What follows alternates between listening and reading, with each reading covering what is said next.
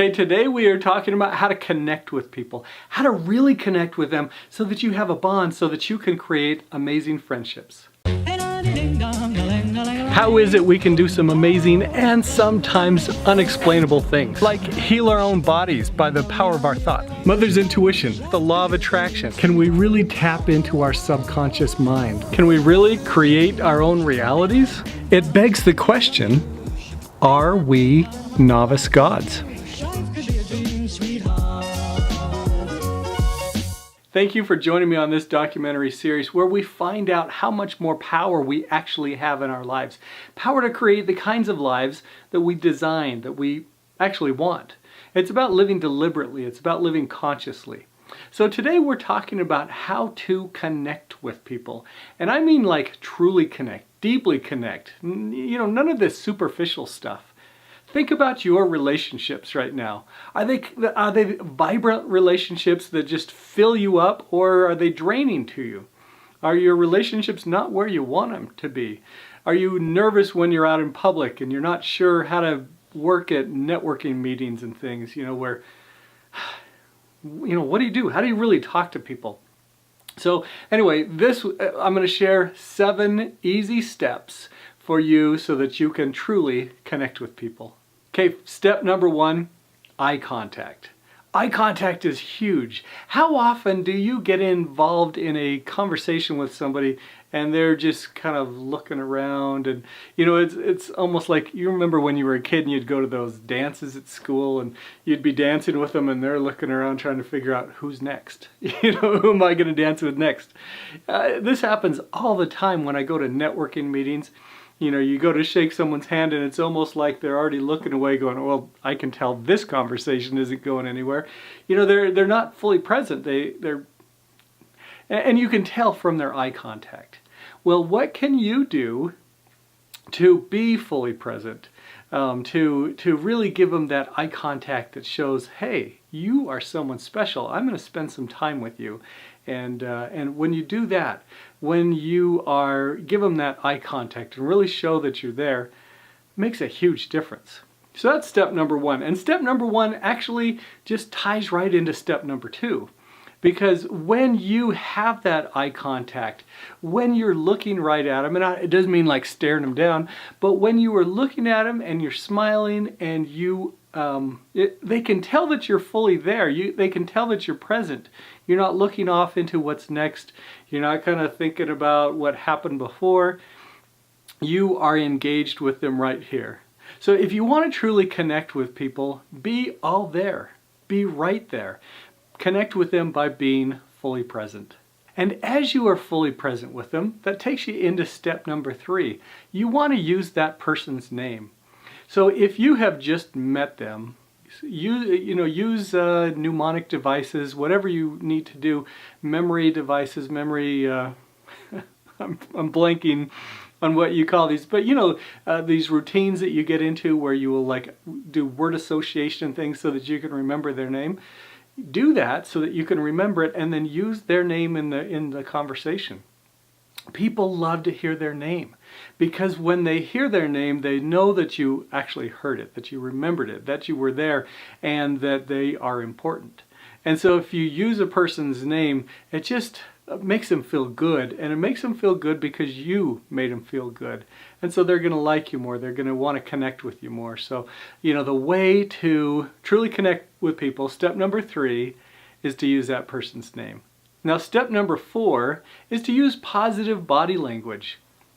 So there's, let's talk about negative body language first of all. You can be really kind of shifty in your weight. You can be closed off. This is very bad body language. Shows that you're closed to ideas, closed to new thoughts. You don't want to do kind of stuff like that.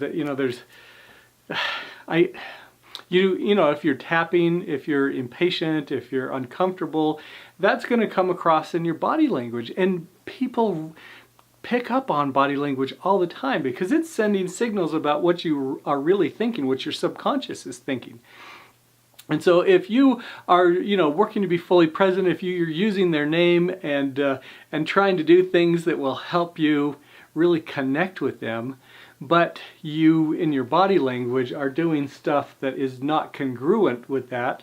You know, if you're not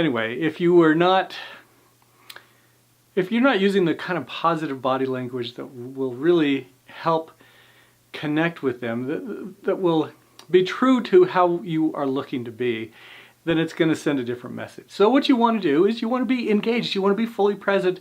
Use body language like this. You know, you nod, you're listening to them. Listening is huge. You're using their name, you're using positive body language, you're using your hand and gestures like this that are very gentle and non-threatening. You know, maybe you're leaning in just a little bit because you're really paying attention. You want to make sure that you get all the details to their story. Or maybe you're taking notes because this is super interesting.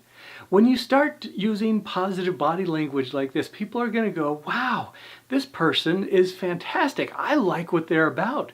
I want to be like them. I want to be with them. So the next thing you can do is start to ask questions. Asking questions about them that shows that you are genuinely interested in them. And there are some great questions that you can use. What's your story? Is a great one. I love the 4 words, tell me about you. Isn't that great? It just kind of opens the door to what would they like to know. I also like to ask, you know, especially if it's something that I don't have a lot of time on, I say, what's the most important thing I should know about you? Isn't that great? Doesn't it make you feel already important? That, wow, I have something important that they want to know. So asking questions, being really inquisitive as to who they are, what they're about, and getting right into meaningful conversations rather than, you know, the trivial stuff like, oh, you know, talking about the weather and the small chit chat, but actually having conversations, actually asking questions that show that you are deeply interested in learning from them. Because really, you can learn from absolutely anybody. Which takes us to step number 6, listen. Oh, so often we don't listen. We listen to respond, not listen to learn. And if you could change your mindset to where you're you want to learn from them, you want to be engaged, then they feel connected, they feel heard. One really cool thing that you can do in conversations is when they say something, you can say those same words back. It shows to them that you have listened. Don't try and you know, because what they say is encoded. The words they use is encoded with meaning. So like if my wife comes home and says, oh, I had an awful day today. And I say, why was your day so bad? I have like taken her words and twisted them to something else. But if I respond back to her, why was your day so awful? There's a trigger word in there that like matches up with what she says. It shows that I was listening. It shows that I was present, that I cared, and that I'm really interested in a deeper inquiry into what she's talking about, how she's feeling. When you use people's words, when you truly listen to them, it shows that you're there, it shows that you care, and you can truly connect with people. Now the 7th step really is all of these steps combined. You want to help them feel important.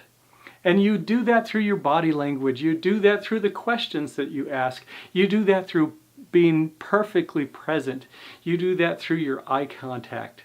All of these things together show that that person is so important that you are giving them 100% of your attention right now. If you truly want to connect with people, if you want to make people feel special, and in turn, getting the kind of rich connections that we get when we have great positive relationships, try these 7 steps. See what you can create in your life. I hope these 7 steps help you. I hope these help you to create the kinds of rich relationships that you would like to have.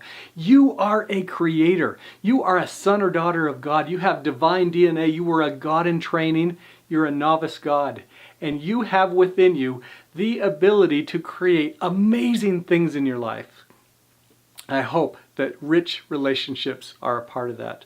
Make sure you subscribe so that you can hear many more ideas that will help you create and design the kind of life you truly like to live. Are you looking to make the world a better place? Visit me at scottwilhite.com and sign up to become an Impact Insider. I'll keep you updated on the topics and ideas that may help you become your best, true, full self.